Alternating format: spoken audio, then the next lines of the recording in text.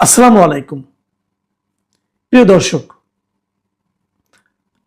আমরা জানি যে আওয়ামী লীগের শাসন আমলে আওয়ামী লীগ যে 17 বছর দেশ শাসন করেছিল একটানা, সেই সময় তারা বিএনপির বিভিন্ন নেতাকর্মী এবং আরো অনেকের বিরুদ্ধে, বিরোধী দলীয় অনেকের বিরুদ্ধেই অনেক একের পর এক মিথ্যা মামলা দিয়েছে। রাজনৈতিক মামলা যেগুলোকে বলা হয়, অথবা হয়রানিমূলক মামলা বলা হয়, এরকম হাজার হাজার মামলা দিয়েছে।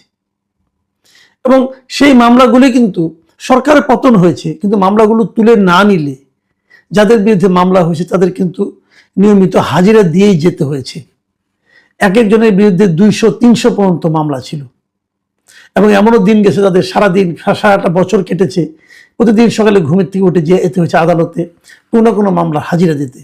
এগুলো খবর আমরা তখনই জেনেছি যে কত মামলা হয়েছে তাদের বিরুদ্ধে। আজকের খবর হলো, গতকালকে আমরা দেখলাম যে স্বরাষ্ট্র মন্ত্রণালয় থেকে তারা বলা হয়েছে যে তারা বেশ কয়েকটা, প্রায় 1006টি মামলা প্রত্যাহার করার জন্য স্বরাষ্ট্র মন্ত্রণালয় থেকে অনুমোদন দেওয়া হয়েছে।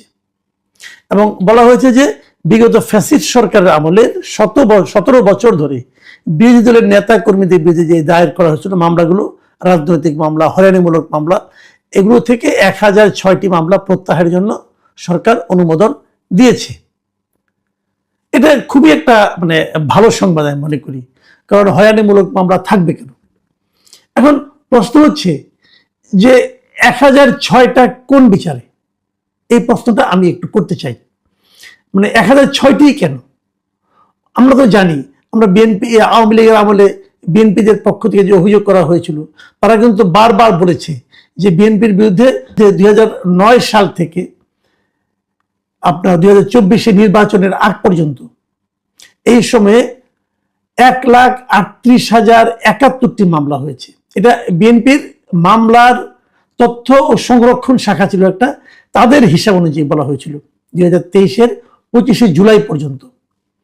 এই সময়ের মধ্যে বিএনপি এবং এর অঙ্গ সহযোগী সংগঠনের নেতাকর্মীর বিরুদ্ধে এরকম 1,38,071টি মামলা করা হয়েছিল। এবং এসব মামলার মোট আসামির সংখ্যা ছিল 40 লাখের উপরে। এই হিসাবটা নিয়ে আবার অনেকে কনফিউশন তৈরি করার চেষ্টা করেছে, বাট হিসাবটা খুব সহজ।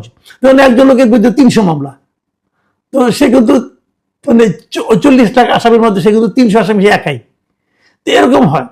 এবং এর মধ্যে কেবল ঢাকা মহানগরের মামলার সংখ্যা ছিল 17,583টি, অনেক মামলা।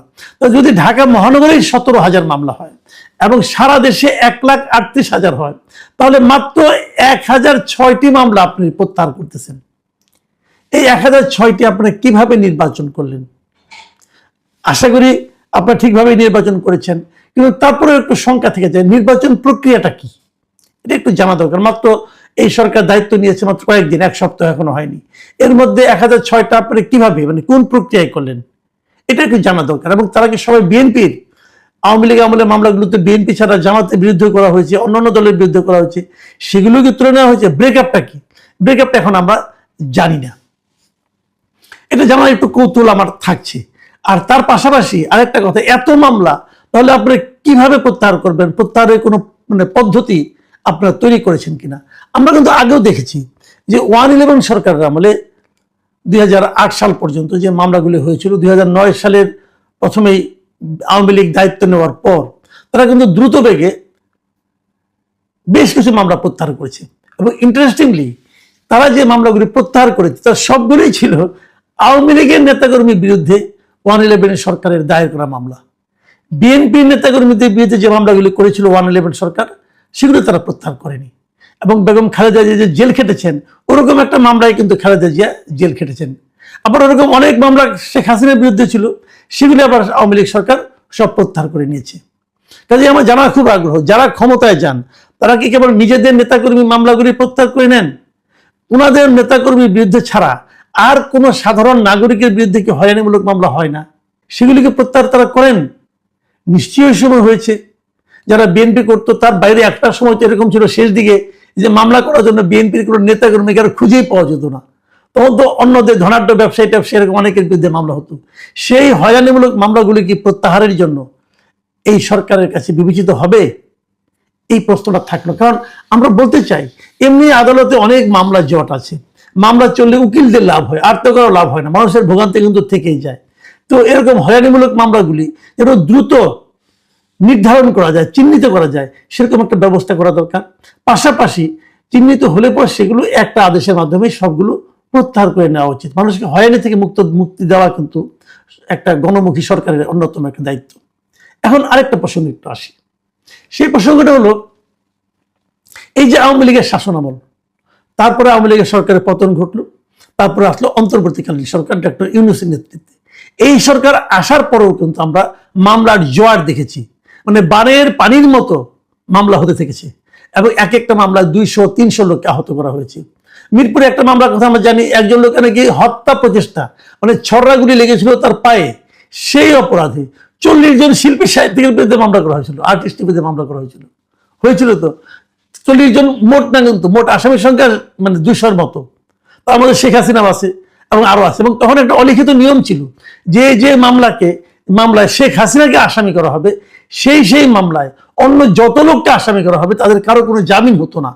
এটা আমাদের আসিফ নজরুল সাহেবের উদ্ভাবন ছিল সম্ভবত, আমি বলতে পারবো না, বাট এরকম আমরা শুনেছি। কারো জামিন হয়নি, অনেকে পালিয়ে গেছে দেশ ছেড়ে। কি করবে, মামলায় ধরা খেয়ে, হত্যা মামলায় ধরা খেয়ে এবারে জেলে জীবন কাটাতে হবে, থাকিনি। এই সময় কি অনেক এরকম মামলা হয়নি? উত্তরে একজন নিহত হয়েছেন, তার জন্য সেই মামলা আসামি করা হয়েছে সাংবাদিকদের, অনেক সাংবাদিককে এই মামলা আসামি করা, এই যে ফারজানা রূপা, শাকিল আহমেদ, এদেরকে মামলা, এরকম মামলা আসামি করা হয়েছে, অনেককে আসামি করা হয়েছে। এবং এই যে মামলাগুলোতে আসামি করা হয়েছে, ওনারা কি হত্যা করেছেন অথবা হত্যার প্ররোচনা ওনারা কিভাবে দিলেন? এরকম মামলা যাদেরকে অ্যারেস্ট করা হয়েছে ওদের কাউকে ছাড়া হয়নি। আমি স্বীকার করি যে আওয়ামী লীগ আমলে অনেক সাংবাদিক ছিল যা নাকি আওয়ামী লীগ সরকারকে এক ধরনের মানে আপনার করেছে, আপনার কি বলে সমর্থন দিয়েছে, টিকিয়ে রাখার চেষ্টা করেছে। এর জন্য একটা অপরাধ হতে পারে, যদি কোনো অপরাধ হয় সেই অপরাধে মামলা করেন, কিন্তু তাদের বিরুদ্ধে হত্যা মামলা দিয়ে আপনাদেরকে আটকায় রাখা, এটা কি এক ধরনের হয়রানিমূলক মামলা নয়? এই মামলাগুলিকে প্রত্যাহার করা উচিত না? আবার ধরুন আনিস আলমগীর কথা ধরেন, আমাদের বন্ধু আনিস আলমগীর, সহকর্মী আনিস আলমগীর, মঞ্জুর আলম পান্না, ওনাদের বিরুদ্ধে, এরা তো সাংবাদিক, ওনাদের বিরুদ্ধে কি হয়েছে, সন্ত্রাস বিরোধী আইনে মামলা হয়েছে। মঞ্জুর আলম পান্না বাইরে বেরিয়ে এসেছেন, মামলা কিন্তু শেষ হয় নাই, উনি জামিনে বেরিয়ে এসেছেন, তার মানে ওনাকে যে কিন্তু কোর্টে হাজিরা দিতে হচ্ছে। এটা কি মিথ্যা মামলা নয়? এটা কি হয়রানিমূলক মামলা নয়? আনিস আলমগীর এখনো জেলে আছেন কেন? যেভাবে এই মামলাগুলি প্রত্যাহার করা হলো, আনিস আলমগীর এটা প্রত্যাহার করা যেত না? আনিস আলমগীর কোনো পলিটিক্যাল লোক?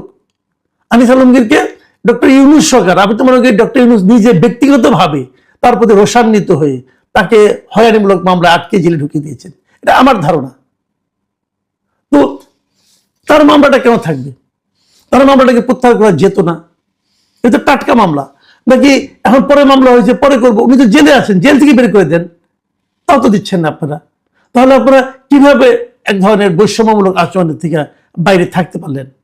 আমার মনে পড়ে কয়েকদিন আগে প্রধানমন্ত্রী তারেক রহমান একটা কথা বলেছিলেন ওনার প্রথম ভাষণে জাতির উদ্দেশ্যে, যে যারা তাকে ভোট, তাদের এই সরকারটা হবে যারা তাদেরকে ভোট দিয়েছে, যারা তাদেরকে ভোট দেয় নাই, এবং যারা ভোট দিতেও যায় নাই, তাদের সবার সরকার। কিন্তু মামলা প্রত্যাহারের সময় তো কেবল বিএনপির নাম দাম, তো অন্য যারা আছে তাদের বিরুদ্ধে মামলা হয়েছে তাদের সরকার তো আপনি, তাদের মামলাগুলি প্রত্যাহার করছেন না কেন? আনিস আলমগীরকে মুক্তি দিচ্ছেন না কেন? পান্নার বিরুদ্ধে মামলা প্রত্যাহার করে নিচ্ছেন না কেন? আবু আলম শহীদ খানের কথা বলছি, হাফিজুর রহমান কার্জনের কথা বলছি, ওনাদের বিরুদ্ধে মামলাগুলি প্রত্যাহার করে নিচ্ছেন না কেন? ওনাদের কি অপরাধ ছিল? এই বিষয়গুলো কিন্তু মানুষ প্রশ্ন তুলবে। আমার কথা হলো এই 17 মাস, এখানে 17 বছর ধরলে হবে না, 17 মাসেও যার মামলা আছে সেগুলো আপনার পর্যায়ক্রমে প্রত্যাহার করে নিন। এবং এই সমস্ত মিথ্যা মামলায় যারা জেলে আছে, মানে যারা কারাগারে আছে, তাদেরকে ইমিডিয়েট মুক্তির ব্যবস্থা করেন। যদি কেউ অপরাধ করে থাকে তার ভিতরে মামলা চলবে, তার জামিনের ব্যবস্থা করে দেন। এটা কিন্তু খুব জরুরি আমি মনে করি। আমি জানি না আমাদের এই আবেদন, আমাদের এই প্রত্যাশা পূরণ হবে কিনা, কিন্তু আমাদের প্রত্যাশা থাকলো। প্রিয় দর্শক, এখন এ পর্যন্তই। আল্লাহ হাফিজ।